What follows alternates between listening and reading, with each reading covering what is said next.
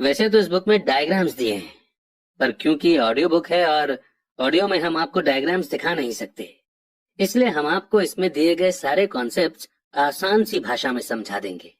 और बिल्कुल भी चिंता मत कीजिए, क्योंकि हमने खुद इस बुक को 10 से 20 बार पढ़ा हुआ है।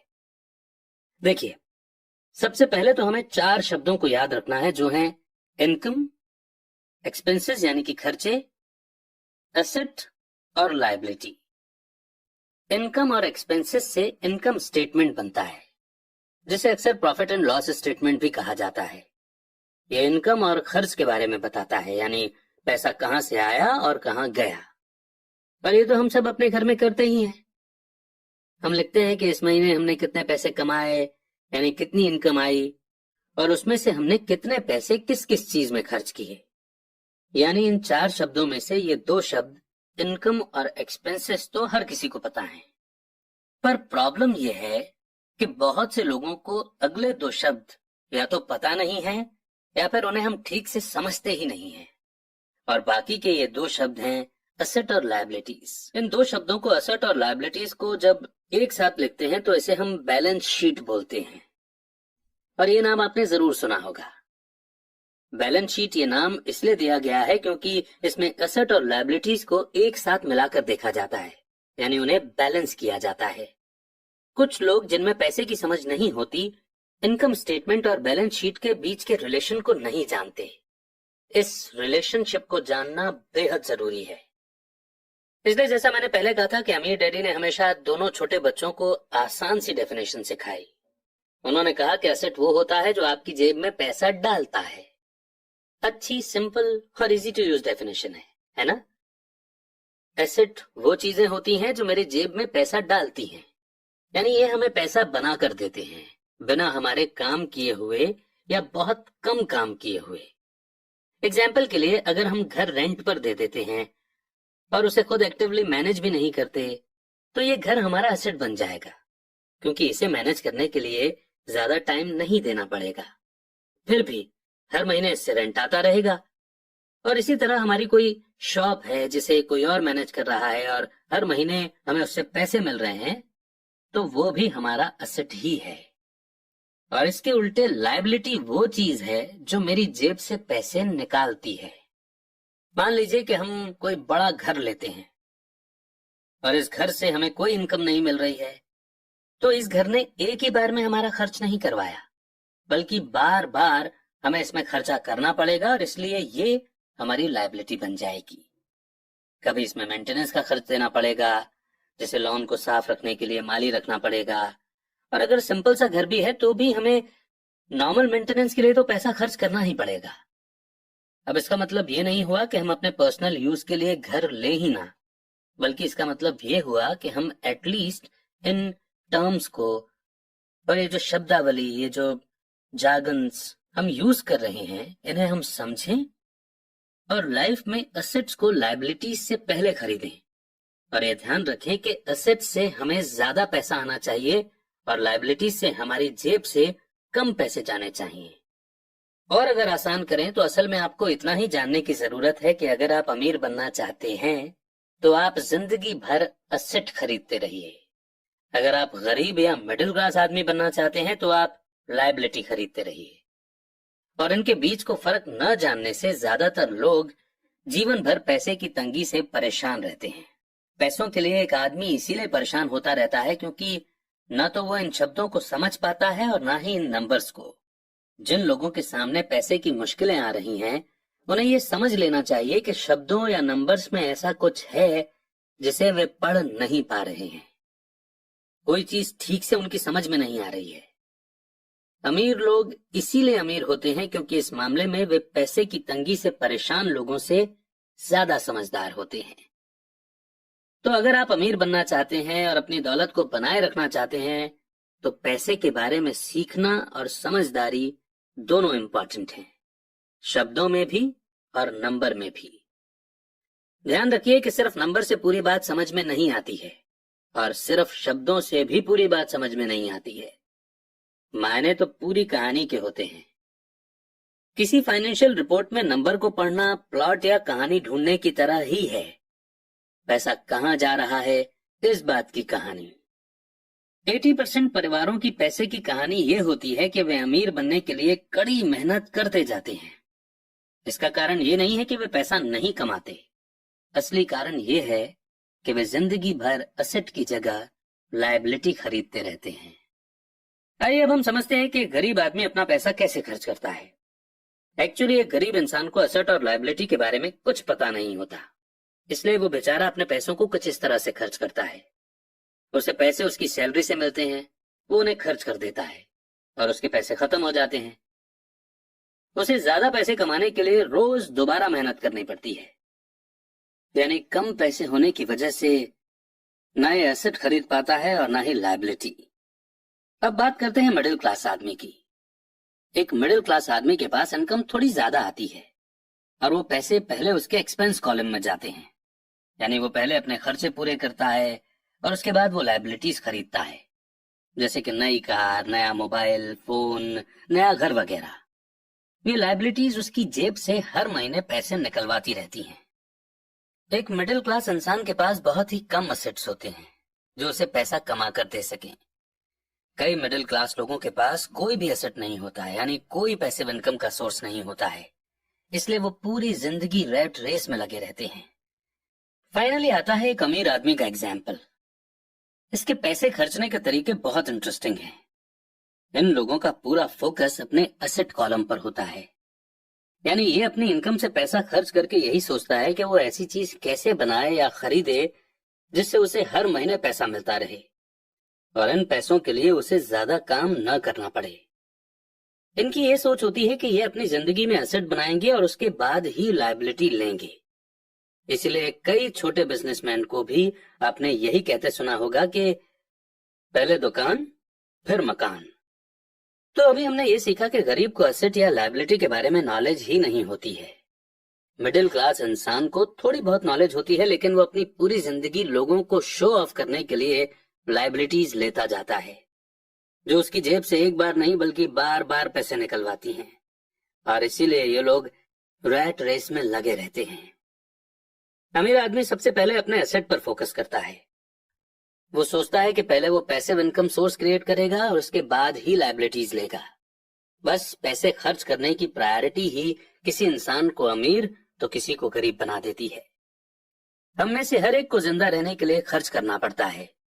हम सभी को रोटी, कपड़े और मकान की जरूरत होती है। एक गरीब, मिडिल क्लास और अमीर आदमी की जिंदगी में पैसा किस तरह आता जाता है, इसे हम कैश फ्लो बोलते हैं, और कैश फ्लो पूरी कहानी बता देता है। इस कहानी में यह बताया जाता है कि वो आदमी अपने पैसे का किस तरह से इस्तेमाल करता है। एक बार पैसा हाथ में आ जाने के बाद वो उस पैसे का क्या करता है। मैंने अपनी कहानी अमेरिका के सबसे अमीर लोगों से इसीलिए शुरू की ताकि मैं ये बता सकूं कि इतने सारे लोगों की सोच में कहां गलती होती है। गलती ये होती है कि वे ये मानते हैं कि पैसे से सारी प्रॉब्लम हल हो जाती है। इसीलिए जब लोग मुझसे फटाफट अमीर बनने के नुस्खे पूछते हैं तो मैं कांप जाता हूँ, या ये पूछते हैं कि उन्हें कहां से शुरू करना चाहिए। मैं अक्सर सुनता हूँ, मैं कर्ज में हूं इसलिए मुझे और ज्यादा पैसे कमाने चाहिए। पर यह देखने में आया है कि ज्यादा पैसे से प्रॉब्लम नहीं सुलझती। सच कहा जाए तो इससे प्रॉब्लम और ज्यादा बढ़ सकती है। पैसा हमारी इंसानी कमजोरियों को अक्सर ज्यादा उभार देता है। पैसा अक्सर हमारे ऐसे पहलू पर रोशनी डालता है जिसके बारे में हम अनजान रहते हैं। इसलिए अगर किसी आदमी को अचानक बहुत सी दौलत मिल जाए, जैसे जायदाद, सैलरी में भारी बढ़ोतरी या उसकी लॉटरी लग जाए, तो पैसा मिलने के कुछ समय बाद वो अपने पुराने हाल में पहुंच जाता है, और कई बार तो उससे भी बुरे हाल में। पैसा आपके दिमाग में चल रहे कैश फ्लो पैटर्न को दिखाता है। अगर ये पैटर्न ऐसा है कि अपनी पूरी कमाई खर्च करनी है, तो इस बात की बहुत संभावना है कि आपकी इनकम बढ़ेगी तो आपका खर्च अपने आप बढ़ जाएगा। इसलिए ये कहावत सही है कि मूर्ख और उसका पैसा जल्दी ही एक दूसरे से अलग हो जाते हैं। मैंने एक कई बार कहा है कि हम स्कूल इसलिए जाते हैं ताकि हम एकेडमिक और प्रोफेशनल काबिलियत को हासिल कर सकें। बेशक ये दोनों बहुत इंपॉर्टेंट हैं। हमारी प्रोफेशनल काबिलियत के कारण ही हम पैसा बनाना सीखते हैं। 1960 के दशक में जब मैं हाई स्कूल में था, ये माना जाता था कि अगर कोई पढ़ने लिखने में अच्छा है तो वो होनहार स्टूडेंट आगे जाकर डॉक्टर बनेगा। अक्सर उस बच्चे से ये नहीं पूछा जाता था कि क्या वो डॉक्टर बनना चाहेगा, बस ये मान लिया जाता था। इसका कारण ये था कि इसमें सबसे ज्यादा पैसा नजर आता था। आज डॉक्टरों के सामने पैसे की बहुत सी मुश्किलें हैं, जो भगवान न करे किसी और के सामने हों। इंश्योरेंस कंपनियों ने इस बिजनेस पर काबू कर रखा है, गवर्नमेंट भी दखल दे रही है और कोर्ट में मुआवजे के केस फाइल हो रहे हैं वगैरह। आज बच्चे बास्केटबॉल स्टार बनना चाहते हैं, टाइगर वुड्स की तरह गोल्फर बनना चाहते हैं, कंप्यूटर एक्सपर्ट बनना चाहते हैं, movie star, rock star, beauty queen या इन्वेस्टर बनना चाहते हैं। इसीलिए क्योंकि अब दौलत, शोहरत और इज्जत इन्हीं जगहों पर है। इसी कारण स्कूलों में बच्चों को अच्छा पढ़ने के लिए मोटिवेट करना मुश्किल हो गया है। वे जानते हैं कि प्रोफेशनल सक्सेस का एकेडमिक सक्सेस से कोई सीधा रिलेशन नहीं है, जैसा कभी हुआ करता था। क्योंकि स्टूडेंट्स में स्कूल छोड़ते समय पैसे की कोई समझ नहीं होती है, इसलिए करोड़ों पढ़े लिखे लोग अपने बिजनेस में तो सक्सेसफुल हो जाते हैं, पर बाद में वे पैसे की तंगी से जूझते रहते हैं। वे और ज्यादा मेहनत करते हैं पर अपनी प्रॉब्लम से जीत नहीं पाते। उनकी एजुकेशन में कमी ये नहीं है कि उन्हें पैसा कमाना नहीं सिखाया गया, बल्कि कमी ये है कि उन्हें पैसा खर्च करने का तरीका नहीं सिखाया गया। पैसा बनाने के बाद उसका किस तरह से इस्तेमाल किया जाए और उसे किस तरह से संभाला जाए, इसे पैसे की समझ कहते हैं। पैसा एक बार कमाने के बाद उसका क्या किया जाए, इसे अपने पास कितने लंबे समय तक रोका जाए और अपने पैसे से कड़ी मेहनत कैसे करवाई जाए। ज्यादातर लोग ये नहीं बता पाते कि उनकी पैसे की तंगी का कारण क्या है। ऐसा इसलिए होता है क्योंकि उनमें कैश फ्लो की समझ नहीं होती है।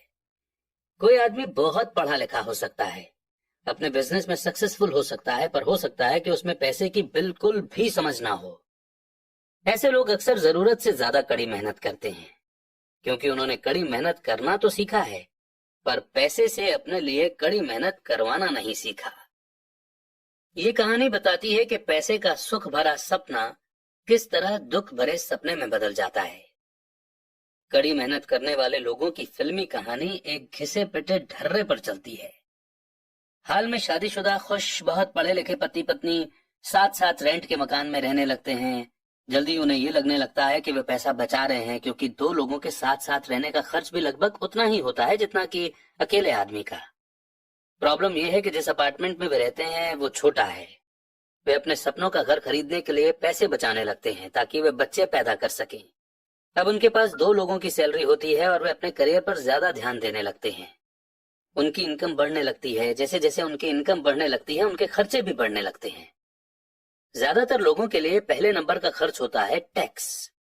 एक एम्प्लॉय के लिए टैक्स में सबसे बड़ी प्रॉब्लम यह है कि जैसे ही उसे सैलरी मिलेगी, सीधा ही सबसे पहले उसका टैक्स कटेगा।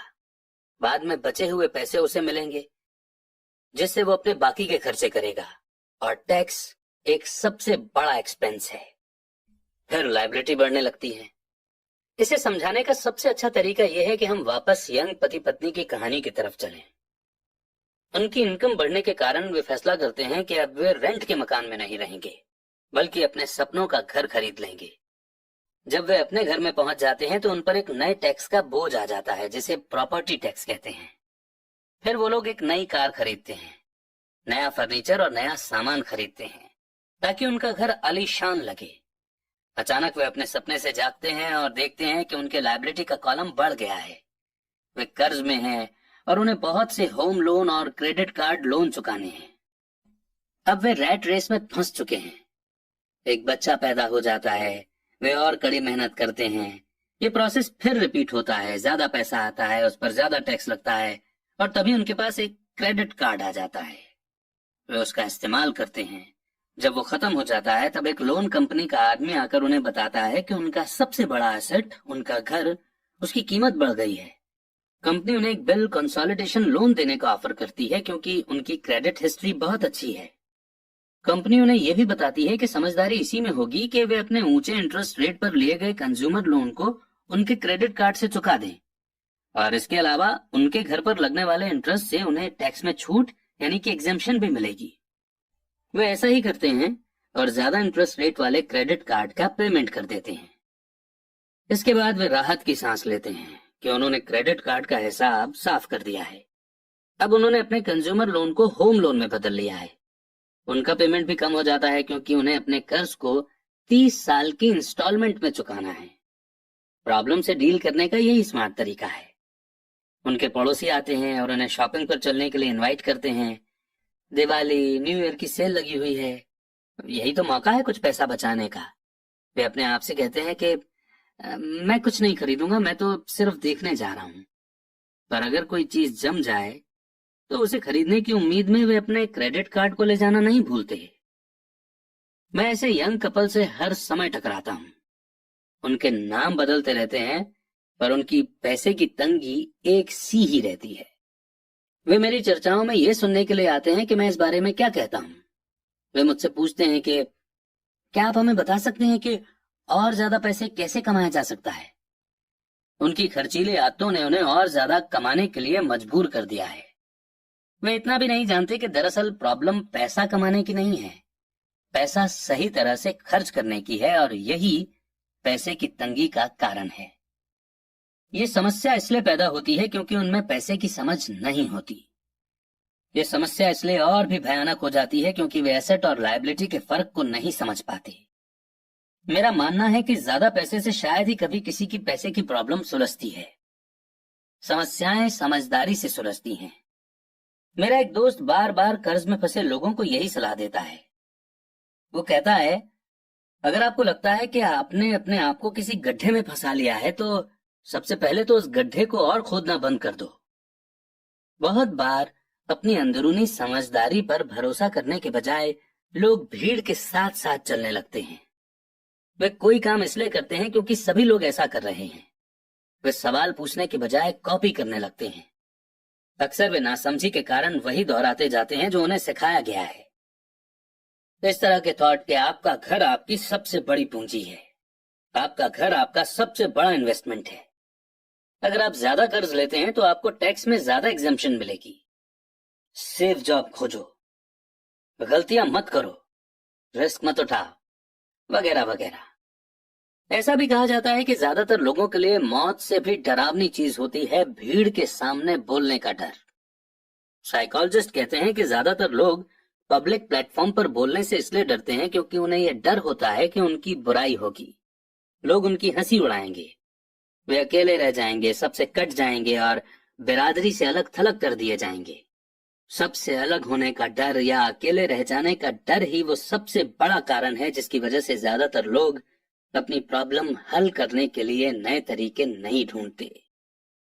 इसलिए मेरे पढ़े लिखे डैडी कहा करते थे कि जापानी लोग दर्पण की ताकत को सबसे ज्यादा अहमियत देते थे, क्योंकि जब इंसान दर्पण में खुद को देखता है तभी उसे सच्चाई का पता चलता है। और ज्यादातर लोग खतरे मत उठाओ इसलिए कहते हैं क्योंकि वे खुद डरे हुए होते हैं।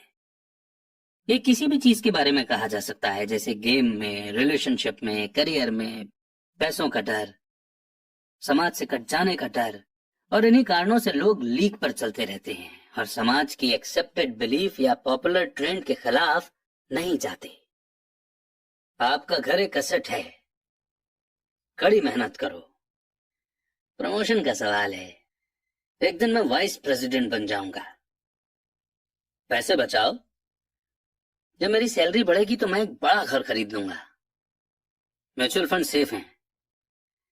भीड़ के साथ चलने और पड़ोसियों के ऐशो आराम की कॉपी करने के कारण पैसे की बहुत सी प्रॉब्लम पैदा होती है।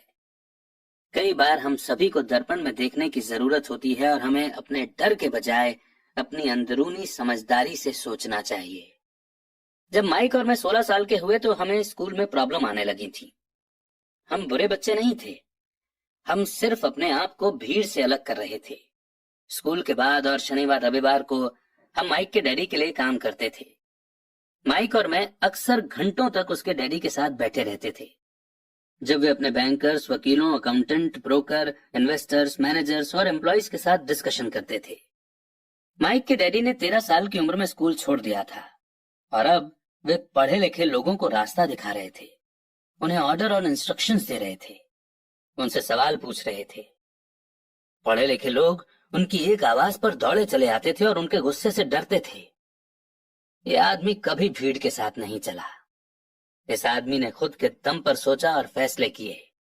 उन्हें इन शब्दों से चिढ़ होती थी, हमें इसे इस तरह से इसलिए करना पड़ेगा क्योंकि सभी लोग इसी तरह से करते हैं।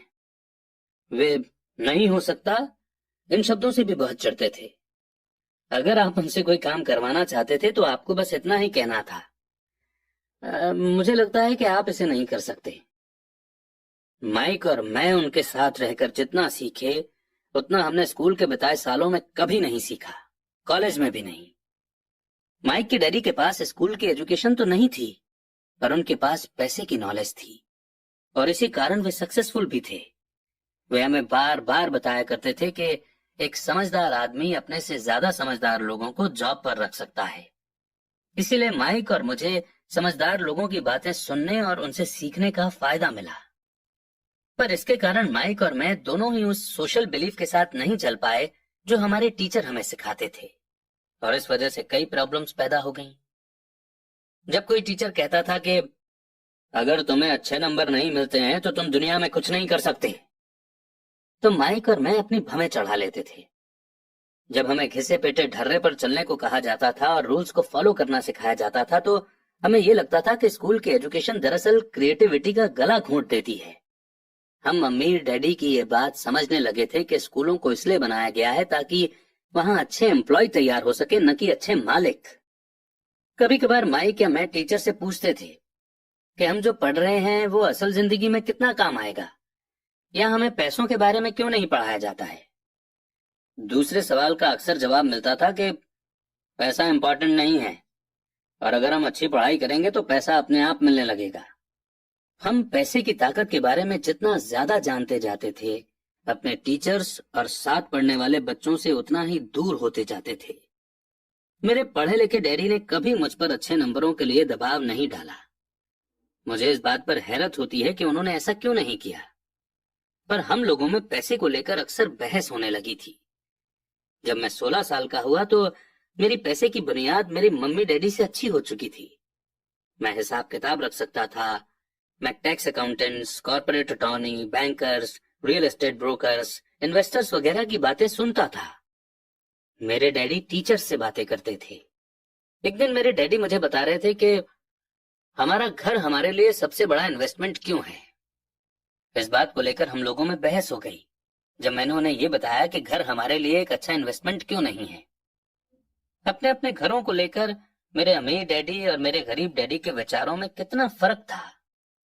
एक डैडी के हिसाब से उनका घर एक असेट था, जबकि दूसरे डैडी के हिसाब से ये एक लायबिलिटी थी। घर के साथ साथ उससे जुड़े कुछ दूसरे खर्च भी बढ़ जाते हैं, यानी अदर एक्सपेंसेस।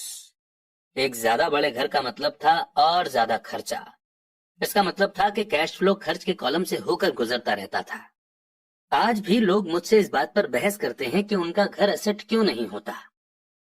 मैं जानता हूं कि बहुत से लोगों के लिए खुद का घर उनका सबसे बड़ा सपना होता है, और इसीलिए वे इसे अपना सबसे बड़ा इन्वेस्टमेंट मानते हैं।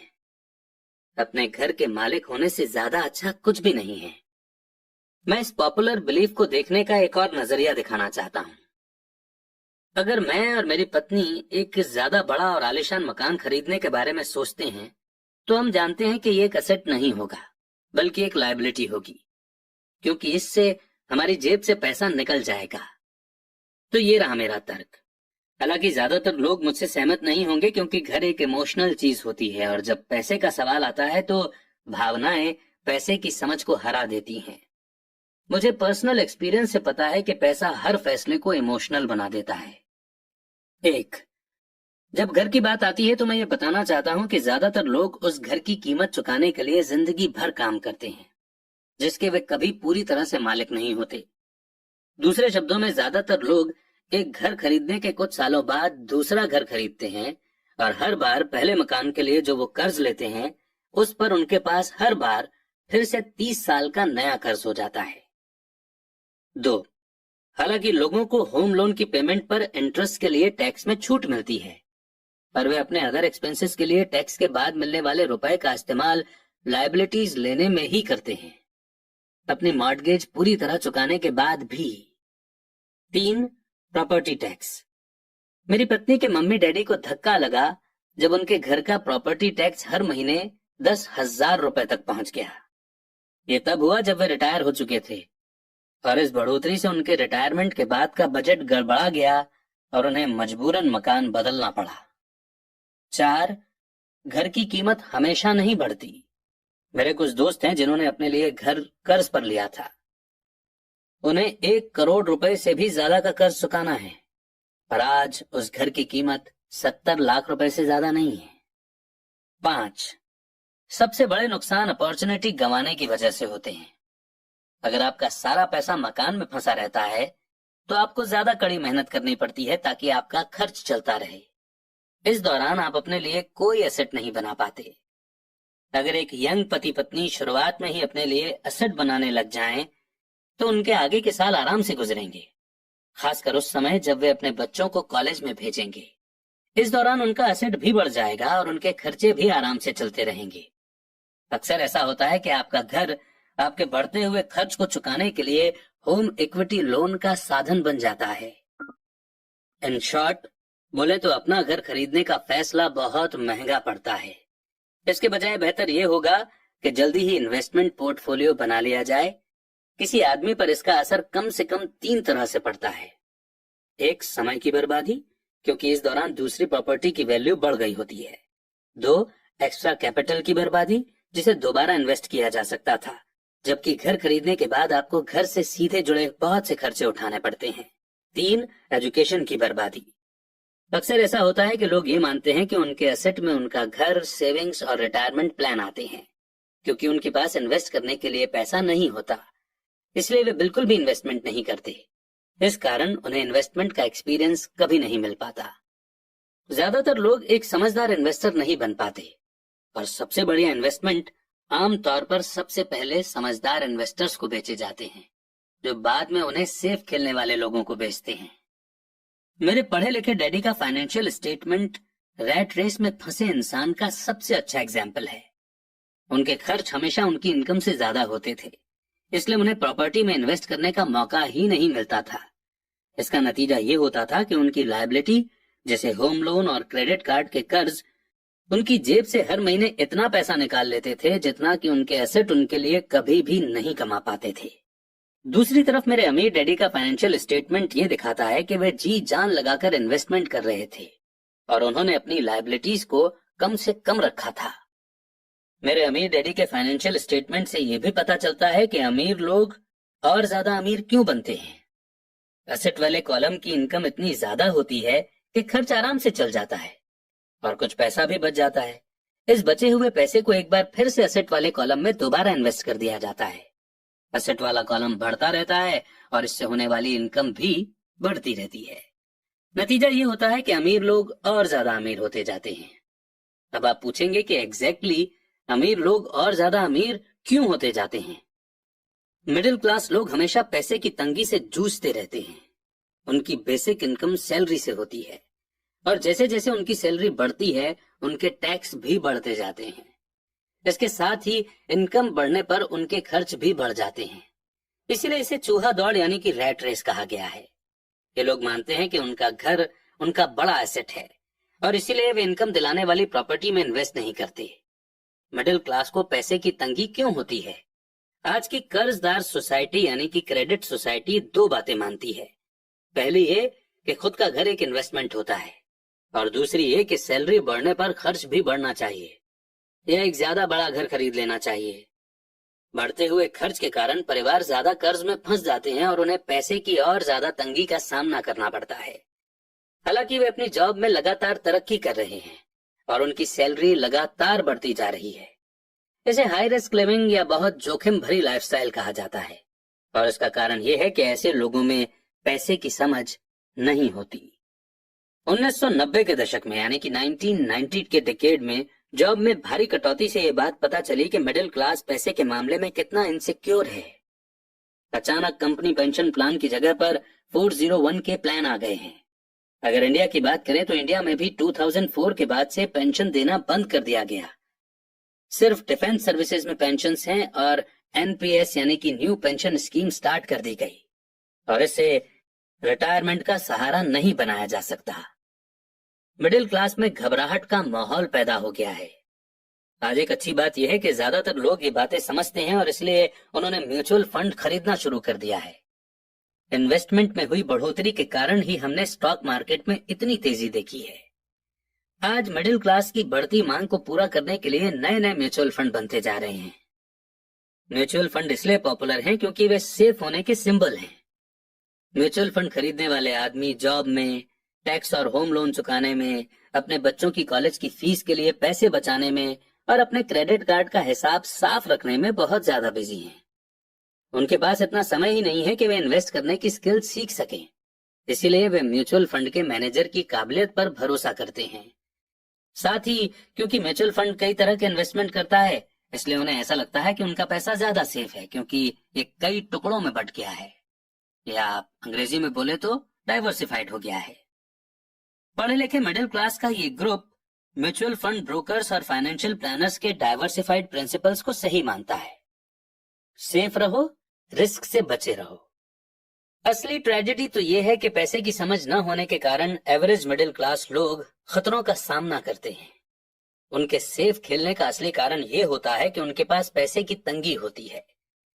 उनकी बैलेंस शीट में बैलेंस नहीं होता, उनके पास कोई एसेट नहीं होता जहां से इनकम आनी चाहिए, जबकि उनके पास बहुत सी लायबिलिटीज होती हैं और हर सैलरी के साथ वो और लायबिलिटीज भी लेते रहते हैं। आमतौर पर उनकी इनकम का इकलौता साधन उनकी सैलरी होती है। एक तरह से उनका जीवन पूरी तरह से उनके बॉस पर डिपेंडेंट होता है। और जब सचमुच जिंदगी में एक बार आने वाला मौका आता है, यानी कोई इन्वेस्टमेंट अपॉर्चुनिटी सामने दिखती है, जैसे कि कोई अच्छी प्रॉपर्टी जो बहुत ही सस्ते प्राइस पर मिल रही हो, तो ये लोग उस मौके का फायदा नहीं उठा पाते क्योंकि वे इतनी कड़ी मेहनत कर रहे हैं। इसलिए वे सेफ गेम खेलते हैं, सबसे ज्यादा टैक्स चुकाते हैं और कर्ज के बोझ से दबे रहते हैं। जैसा मैंने इस सेक्शन के शुरू में कहा था कि सबसे इंपॉर्टेंट रूल यह है कि एसेट और लायबिलिटी के बीच के फर्क को पहचाना जाए। एक बार आप इनमें फर्क समझ लें, इसके बाद आप इनकम देने वाली प्रॉपर्टी खरीदने की लगातार कोशिश करते रहें। ये अमीर बनने की राह पर चलने का सबसे बढ़िया तरीका है। इसे करते रहें और आपका एसेट वाला कॉलम बढ़ता रहेगा। अपनी लायबिलिटी और खर्च को कम करने की कोशिश भी करते रहें। इससे पैसा आपके एसेट वाले कॉलम में आता रहेगा। जल्द ही आपके पास इतने एसेट हो जाएंगे कि आप और ज्यादा रिस्क वाले इन्वेस्टमेंट कर सकेंगे। ऐसे इन्वेस्टमेंट जिनमें 100% से बिना किसी लिमिट तक प्रॉफिट हो सकता है। ऐसे इन्वेस्टमेंट जिनमें 50,000 रुपए की रकम जल्दी ही 10 लाख रुपए या इससे ज्यादा हो जाती है। ऐसे इन्वेस्टमेंट जिन्हें मिडिल क्लास बहुत ही रिस्क भरा मानता है। इन्वेस्टमेंट रिस्की नहीं है, बल्कि ये उस इंसान की पैसे की नासमझी है, फाइनेंशियल इग्नोरेंस यानी कि अज्ञान है, जो उसे बहुत रिस्क भरा बना देती है। एक एम्प्लॉय होने के नाते जो घर का मालिक भी है, आपकी जॉब का पैटर्न जनरली ये होता है। एक, आप किसी के लिए काम करते हैं। सैलरी पर काम करने वाले ज्यादातर लोग मालिक को या शेयर होल्डर्स को ज्यादा अमीर बना रहे हैं। आपकी कोशिशों, मेहनत और सक्सेस से दरअसल आपका मालिक सक्सेसफुल होता है और उसके रिटायरमेंट में मदद मिलती है। दो, आप गवर्नमेंट के लिए काम करते हैं। आप इसे देख पाएं इसके पहले ही गवर्नमेंट आपकी सैलरी में से अपना हिस्सा ले लेती है। ज्यादा कड़ी मेहनत करके आप गवर्नमेंट को देने वाले टैक्स में बढ़ोतरी करते हैं। ज्यादातर लोग जनवरी से मई तक सिर्फ और सिर्फ गवर्नमेंट के लिए काम करते हैं। तीन, आप बैंक के लिए काम करते हैं। टैक्स चुकाने के बाद आपका सबसे बड़ा खर्च आमतौर पर अपना होम लोन और क्रेडिट कार्ड का कर्ज चुकाना होता है। अगर आप सिर्फ ज्यादा कड़ी मेहनत से काम करते जाएं तो प्रॉब्लम यह है कि तीनों ही मामलों में आपकी ज्यादा मेहनत से किसी और को ज्यादा फायदा मिलता है। आपको ये सीखना चाहिए कि आपकी ज्यादा मेहनत से किस तरह आपको और आपके परिवार को सीधा फायदा मिल सकता है। अगर आप ये फैसला कर भी लें कि आप अपने काम से काम रखेंगे, फिर भी आपको ये नहीं पता होता कि आपके गोल्स को किस तरह से सेट किया जाए। ज्यादातर लोग अपने प्रोफेशन को बनाए रखना चाहते हैं और अपनी सैलरी के सहारे ही एसेट बनाना चाहते हैं। जब उनकी वेल्थ बढ़ती है तो वे किस तरह से अपनी सक्सेस को मापते हैं। कब कोई आदमी ये महसूस करता है कि वो अमीर है, कि उसके पास दौलत है। एसेट और लायबिलिटी की मेरी अपनी डेफिनेशन की ही तरह दौलत के बारे में भी मेरी अपनी ही डेफिनेशन है। दरअसल मैंने इसे बकमिंस्टर फुलर नाम के इंसान से सीखा है। कुछ लोग उसे नीम हकीम कहते हैं और कई लोग उसे एक जीता जागता जीनियस कहते हैं। सालों पहले सभी आर्किटेक्ट इसलिए हैरान हो गए थे क्योंकि 1961 में उसने जियोडेसिक डोम के पेटेंट के लिए अप्लाई किया था और उस एप्लीकेशन में फुलर ने दौलत के बारे में भी कुछ कहा था। पहले तो उसका ठीक ठाक मतलब समझ में नहीं आया था, पर उसे कई बार पढ़ने के बाद इसका मतलब समझ में आने लगा।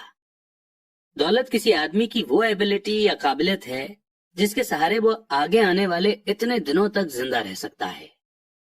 यानी अगर मैं आज काम करना बंद कर दूं तो मैं कितने समय तक जिंदा रह सकता हूं। ये नेटवर्थ की तरह नहीं है जो आपके एसेट और लायबिलिटी के बीच का फर्क है। हर इंसान को लगता है कि उसके पास जो सामान है वो बहुत कीमती है, पर इस डेफिनेशन से सचमुच सही असेसमेंट किया जा सकता है। मैं अब असेस कर सकता हूं और सचमुच जानता हूं कि फाइनेंशियल रूप से आजाद होने के मेरे गोल के मामले में मैंने कितनी तरक्की कर ली है। हालांकि नेटवर्थ में ऐसी चीजें भी आ जाती हैं जिनसे पैसा नहीं आता, जैसे वो चीज जो आपके गैरेज में खड़ी है। दौलत का सीधा सा हिसाब यह है कि आपका पैसा कितना पैसा बना रहा है और इसीलिए आप फाइनेंशियल रूप से कितने दिनों तक जिंदा रह सकते हैं। दौलत दरअसल असेट के कॉलम की कैश फ्लो के लायबिलिटी वाले कॉलम के साथ तुलना है। एक एग्जाम्पल लेते हैं।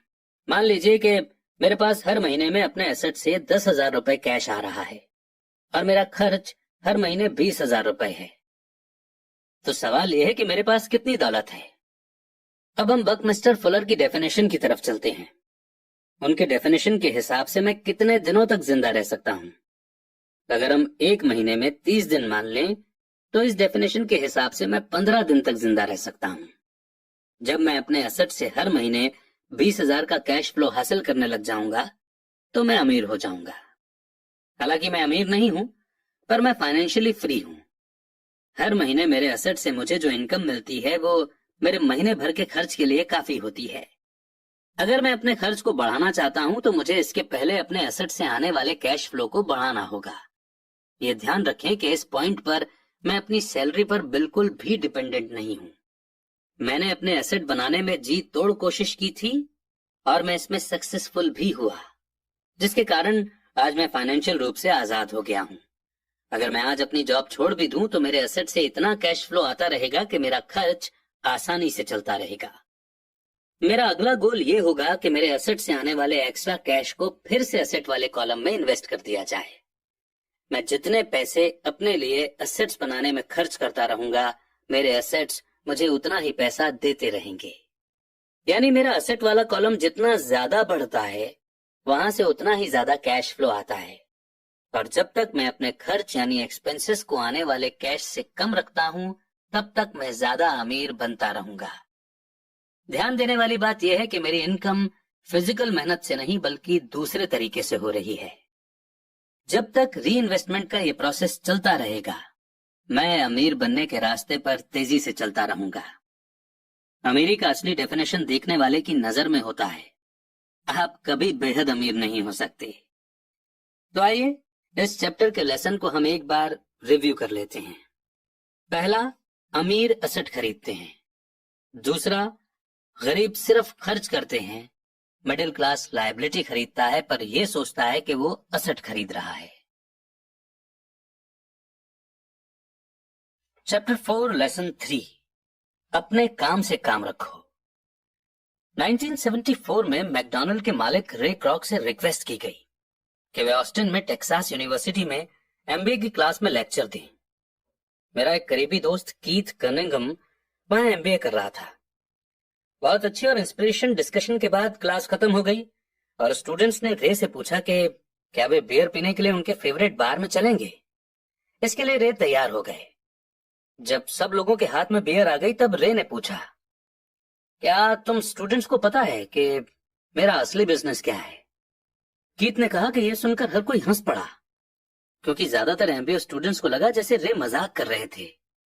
किसी ने जवाब नहीं दिया, इसलिए रे ने दोबारा से यही सवाल पूछा, आप लोगों की नजरों में मेरा बिजनेस क्या है? स्टूडेंट्स दोबारा हंस दिए और आखिरकार एक बहादुर स्टूडेंट ने जोर से कहा, रे, दुनिया में ऐसा कौन है जो ये नहीं जानता कि आप हैमबर्गर के बिजनेस में हैं? अब रे हंस दिए। वो बोले, मुझे मालूम था आप लोग यही कहेंगे। फिर वे एक पल के लिए रुके और इसके बाद उन्होंने कहा, लेडीज एंड जेंटलमैन, मैं हैमबर्गर बिजनेस में नहीं हूं। मेरा असली बिजनेस है रियल एस्टेट। कीथ ने कहा कि रे ने अपने नजरिए को समझाने के लिए काफी समय लिया। अपने बिजनेस प्लान में रे जानते थे कि बिजनेस का ओरिजिनल गोल हैमबर्गर फ्रेंचाइजी बेचना था, पर वे कभी भी हर फ्रेंचाइजी की लोकेशन को नहीं भूले। वे जानते थे कि रियल एस्टेट और इसकी लोकेशन हर फ्रेंचाइजी की सक्सेस में सबसे इंपॉर्टेंट फैक्टर है। बेसिकली वो आदमी जो फ्रेंचाइजी खरीद रहा था और रे क्रॉक के ऑर्गेनाइजेशन की फ्रेंचाइजी चेन का मेंबर बनता था, तो वो ही उस जमीन के लिए पैसे दे रहा था और उसे खरीद रहा था। आज मैकडोनाल्ड दुनिया में रियल एस्टेट का सबसे बड़ा अकेला मालिक है, जिसके पास कैथोलिक चर्च से भी ज्यादा रियल एस्टेट है। आज उनके पास अमेरिका और दुनिया के दूसरे देशों में सबसे कीमती चौराहे और नुक्कड़ हैं। कीथ ने कहा कि ये उसकी जिंदगी का बहुत बड़ा सबक था। आज कीथ के पास कार धोने का बिजनेस है, पर उसका असली बिजनेस है कार धोने के गैरेज के नीचे का रियल एस्टेट। पिछले चैप्टर के अंत में हमने ये बताया था कि ज्यादातर लोग दूसरों के लिए काम करते हैं, बस अपने लिए काम नहीं करते। वे पहले तो कंपनी मालिकों के लिए काम करते हैं, फिर टैक्स के कारण गवर्नमेंट के लिए काम करते हैं और आखिरकार बैंक के लिए काम करते हैं जो उनके मॉर्टगेज का मालिक होता है। जब हम छोटे थे तो हमारे आसपास मैकडोनाल्ड का कोई फ्रेंचाइजी आउटलेट नहीं था, पर मेरे अमीर डैडी ने माइक और मुझे वही सबक सिखा दिया था जो टेक्सास यूनिवर्सिटी में रे क्रॉक ने सिखाया था। यह अमीरों का सीक्रेट नंबर 3 है। अगला सीक्रेट यह है कि अपने काम से काम रखो। लोगों की जिंदगी में पैसों की तंगी इसलिए आती है क्योंकि वे अपनी सारी जिंदगी दूसरों के लिए काम करते रहते हैं। कई लोगों के पास तो जिंदगी भर काम करने के बाद भी अपने लिए कुछ नहीं बच पाता। हमारा प्रेजेंट एजुकेशन सिस्टम आज के बच्चों में एकेडमिक स्किल्स डेवलप करके उन्हें अच्छी जॉब दिलाने के लिए तैयार करता है। उनकी जिंदगी उनकी सैलरी के चारों तरफ घूमती है, या जैसे पहले बताया जा चुका है, उनके इनकम वाले कॉलम के चारों तरफ। और ज्यादा एकेडमिक स्किल्स को डेवलप करने के बाद वे अपनी प्रोफेशनल क्वालिफिकेशन को बढ़ाने के लिए और हायर एजुकेशन हासिल करते हैं। वे engineer, scientist, chef, police officer, artist, writer वगैरह बनने के लिए पढ़ाई करते हैं। उनकी प्रोफेशनल क्वालिफिकेशन उन्हें काम करने और पैसा कमाने का मौका देती है, पर ध्यान रहे वे पैसे के लिए काम करते हैं। आपके प्रोफेशन और आपके बिजनेस में बहुत बड़ा फर्क है। मैं अक्सर लोगों से पूछता हूं कि आपका बिजनेस क्या है, और वो कहते हैं कि मैं एक बैंकर हूं।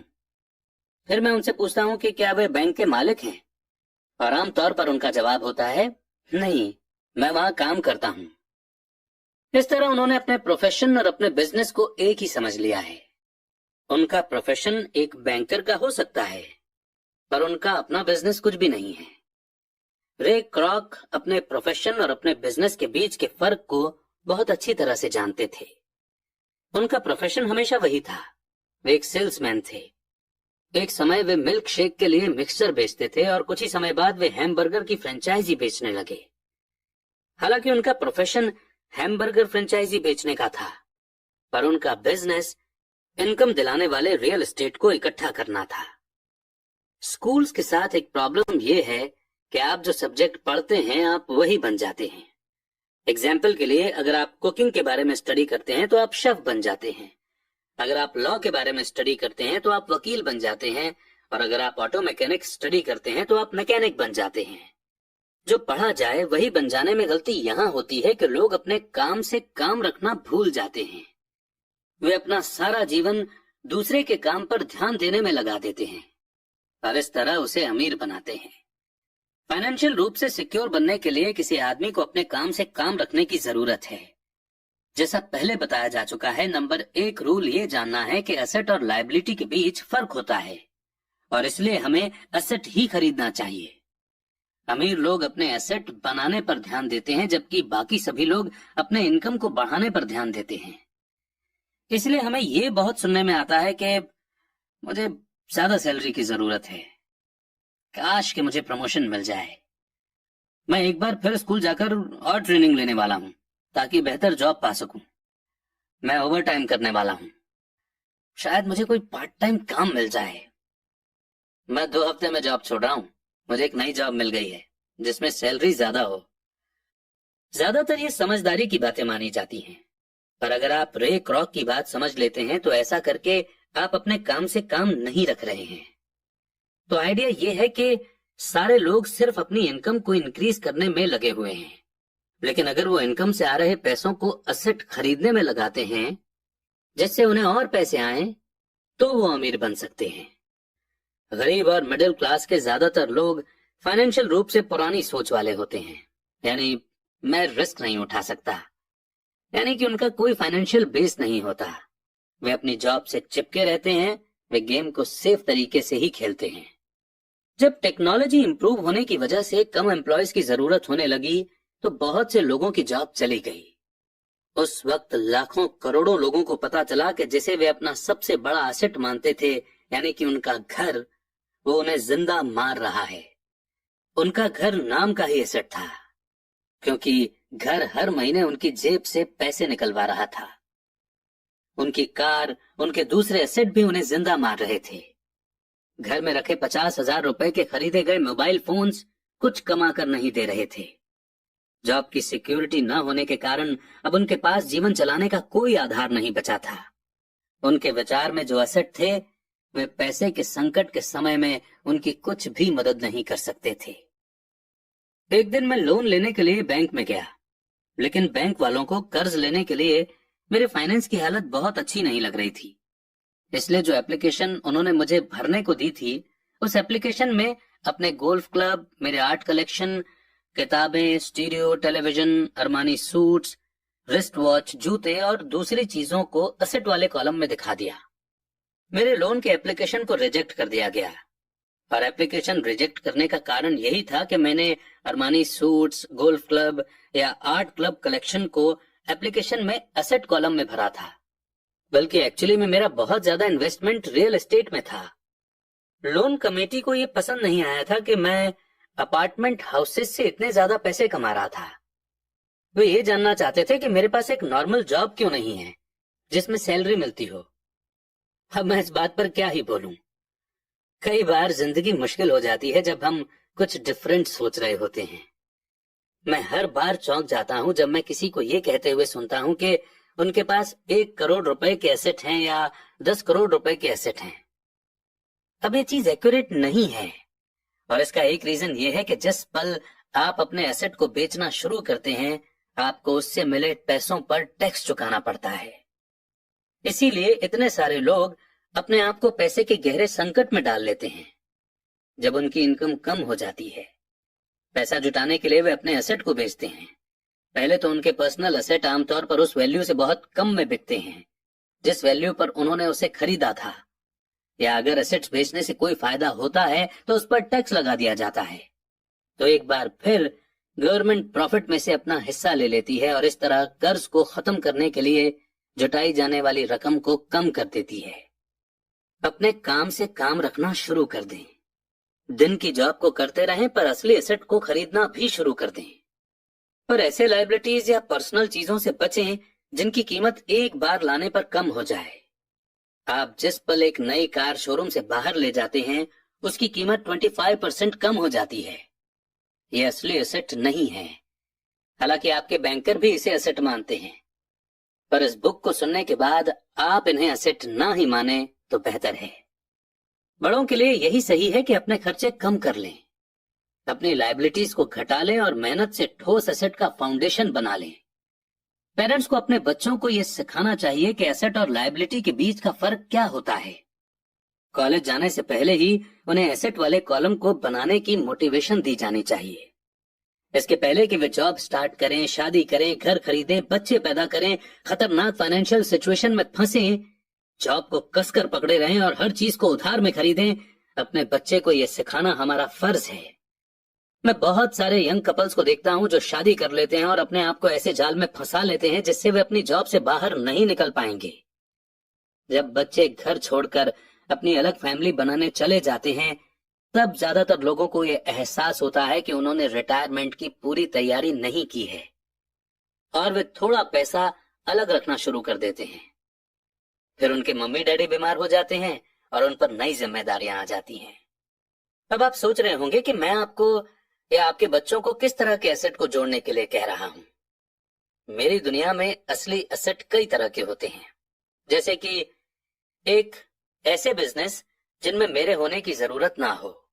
मैं उनका मालिक जरूर हूं, पर उन्हें दूसरे लोग चलाते हों। अगर मुझे वहां काम करना पड़े तो ये बिजनेस नहीं होगा, ये मेरी जॉब कहलाएगी। 2 stock, 3 bond, 4 mutual fund, 5 income देने वाला real estate, 6 notes, 7 intellectual property जैसे म्यूजिक, स्क्रीन प्ले, पेटेंट वगैरह से मिलने वाली रॉयल्टी, 8 और ऐसी हर चीज जो कीमती है, जो पैसे कमा कर देती है और जिसकी वैल्यू बढ़ जाती है और जिसका एक रेडी मार्केट है। जब मैं छोटा था तो मेरे पढ़े लिखे डैडी ने मुझे एक सिक्योर जॉब ढूंढने की सलाह दी। दूसरी तरफ मेरे अमीर डैडी ने मुझे ऐसे एसेट्स को इकट्ठा करने की सलाह दी जिन्हें मैं पसंद करता था। उन्होंने मुझसे कहा कि अगर तुम इन्हें पसंद नहीं करते हो तो तुम इनका ध्यान नहीं रख पाओगे। मैं रियल एस्टेट इसलिए इकट्ठा करता हूं क्योंकि मुझे बिल्डिंग और जमीन से प्यार है। मैं उनके लिए शॉपिंग करना भी पसंद करता हूं। मैं सारा दिन उन्हें देख सकता हूं। जब प्रॉब्लम आती है तो मैं उस प्रॉब्लम की वजह से ये नहीं सोचता कि मैं रियल एस्टेट यानी अपनी प्रॉपर्टी बिजनेस में क्यों आया। ऐसे लोग जो रियल एस्टेट से नफरत करते हैं, उन्हें इसे नहीं खरीदना चाहिए। मुझे छोटी कंपनियों के स्टॉक भी पसंद हैं, खासकर नई कंपनियों के स्टॉक यानी शेयर्स। इसका कारण यह है कि मैं एंटरप्रेन्योर हूं, न कि कोई कॉर्पोरेट आदमी। मेरे शुरुआती सालों में मैं बड़े ऑर्गेनाइजेशन में काम कर चुका हूं, जैसे कैलिफोर्निया के स्टैंडर्ड में यूएस मरीन कॉर्प और जेरोक्स कॉर्पोरेशन में भी। मैंने इन कंपनियों में बिताए हुए समय का मजा लिया है। इनसे जुड़ी मेरी कई अच्छी यादें हैं, पर अंदर से मैं कंपनी में काम करने वाला आदमी नहीं हूं। मुझे कंपनी शुरू करना अच्छा लगता है, पर उन्हें चलाना मुझे उतना अच्छा नहीं लगता।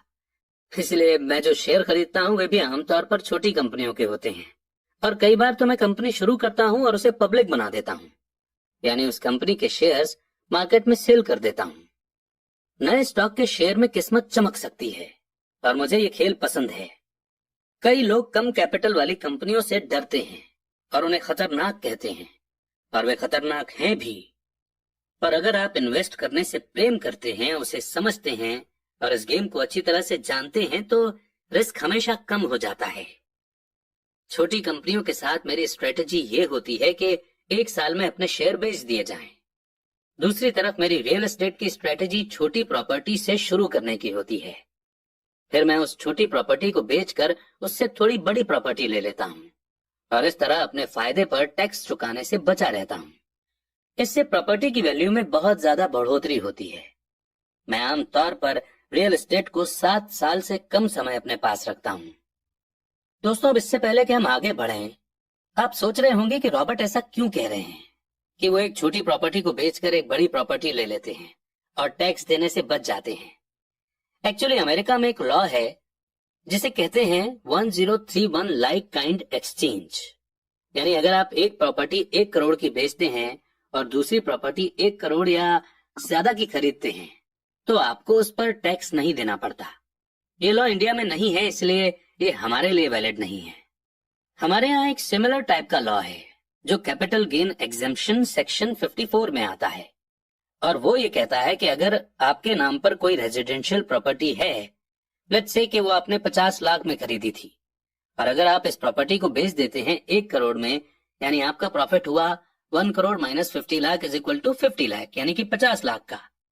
अब नॉर्मली हमें 50 लाख गेन पर टैक्स देना पड़ता है, लेकिन इस लॉ के अकॉर्डिंग अगर हम 2 करोड़ रुपए तक के प्रॉफिट से 1 या 2 रेजिडेंशियल प्रॉपर्टी खरीद लेते हैं तो हम टैक्स से बच सकते हैं। लेकिन इस लॉ का फायदा एक इंसान जिंदगी में एक ही बार उठा सकता है। आई होप कि आपको ये इंटरेस्टिंग बात सुनकर अच्छा लगा होगा। हम अपने गिगलर्स को हमेशा बाकियों से आगे ही रखना चाहते हैं। वैसे ये लॉ अभी 2022 में एप्लीकेबल है। अब अगर आप इस बुक को काफी बाद में सुन रहे हैं तो हो सकता है कि इसे गवर्नमेंट चेंज कर दे, इसलिए अपने फाइनेंशियल एडवाइजर से आप ये पूछ सकते हैं और इस लॉ को यूज करके लाखों रुपए टैक्स में बचा सकते हैं। आइए इसी के साथ आगे बढ़ते हैं। रॉबर्ट कहते हैं कि सालों तक जब मैं मरीन कॉर्प्स और जेरोक्स में था तब भी मैंने वही किया जो मेरे अमीर डैडी ने मुझे सिखाया था। मैं दिन में जॉब करता था पर मैं अपने काम से काम भी रखता था। मैं अपने एसेट वाले कॉलम में कुछ न कुछ करता रहता था। मैं रियल एस्टेट और छोटे स्टॉक्स को खरीदता और बेचता रहता था। अमीर डैडी ने हमेशा पैसे की समझ के इम्पोर्टेंस पर जोर दिया।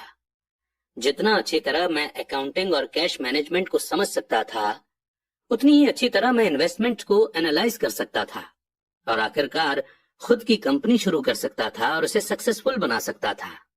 जब तक कि कोई पहले से ही ऐसा न सोच रहा हो, मैं किसी को अपनी कंपनी बनाने के लिए एनकरेज नहीं करता।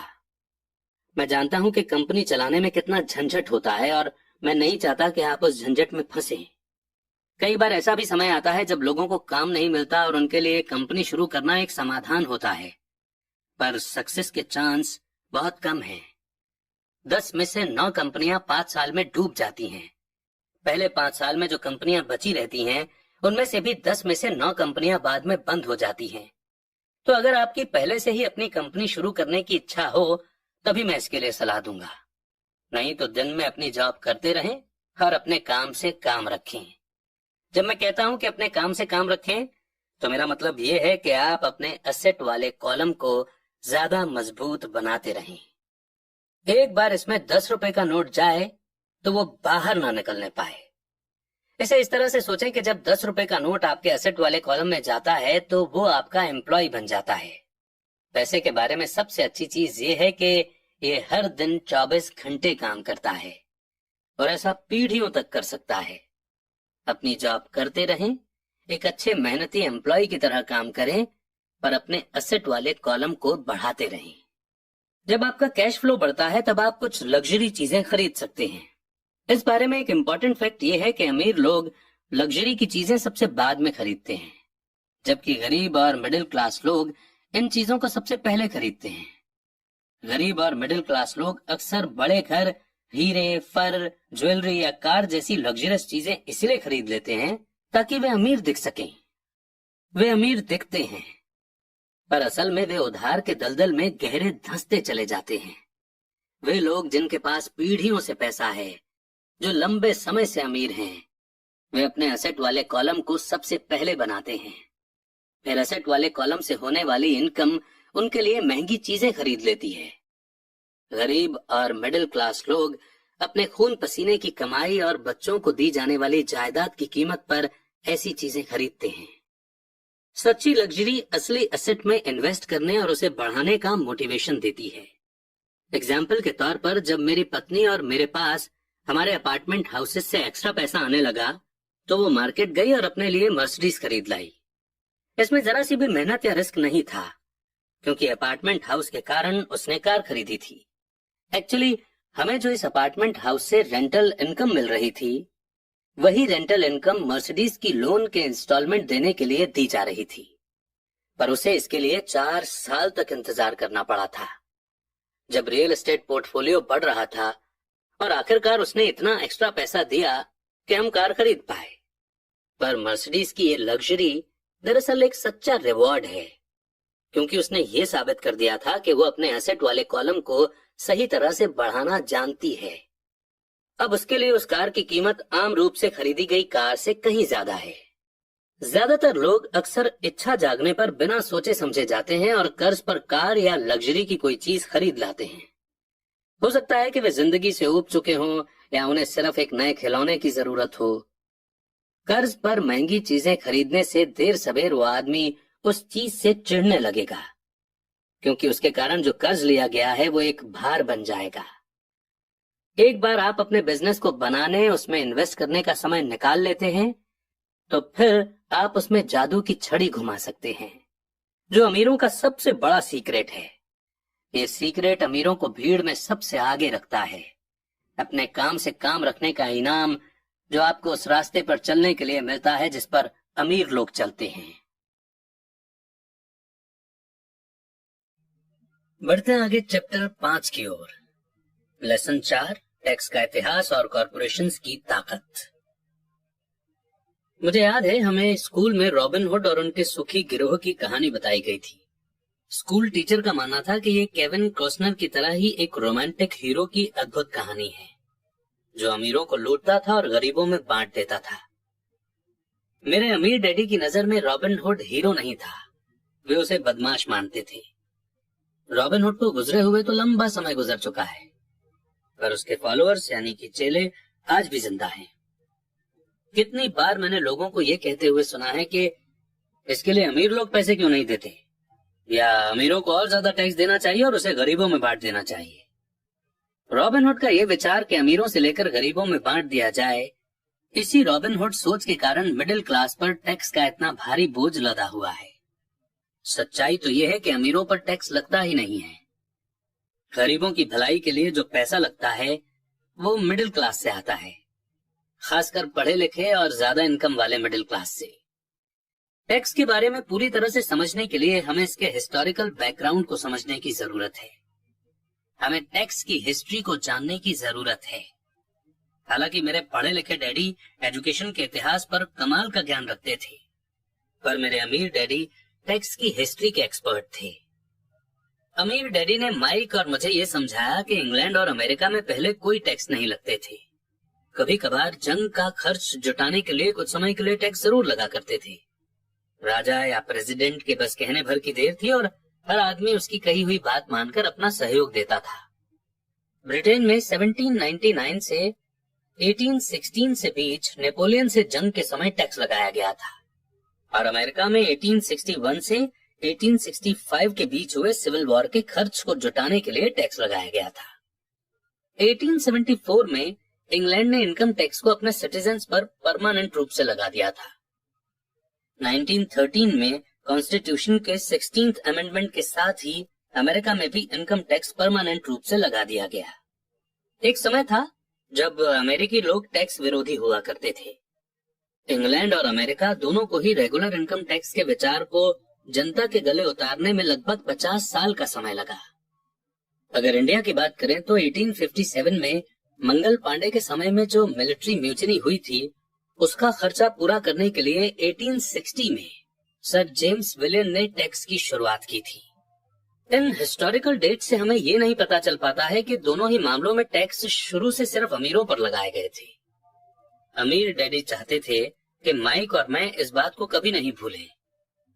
उन्होंने समझाया कि टैक्स का आइडिया पॉपुलर बना और उसे ज्यादातर लोगों ने सिर्फ इसलिए माना क्योंकि उन्हें यह बताया गया कि टैक्स अमीरों को सजा देने और मिडिल क्लास और गरीबों में मदद देने का जरिया है। इसी कारण पब्लिक ने टैक्स लॉ के सपोर्ट में वोट दिए और ये लॉ बन गया। हालांकि इसका मकसद अमीरों को सजा देना है, पर दरअसल ये उन्हीं लोगों को सजा देता है जिन्होंने इसे सपोर्ट किया था, यानी गरीब और मिडिल क्लास। एक बार गवर्नमेंट ने पैसे का स्वाद चख लिया तो उसकी भूख बढ़ती गई। अमीर डैडी ने कहा, तुम्हारे डैडी और मैं पूरी तरह से विरोध में हैं। वो एक गवर्नमेंट ब्यूरोक्रेट हैं और मैं एक पूंजीपति यानी कि कैपिटलिस्ट हूँ।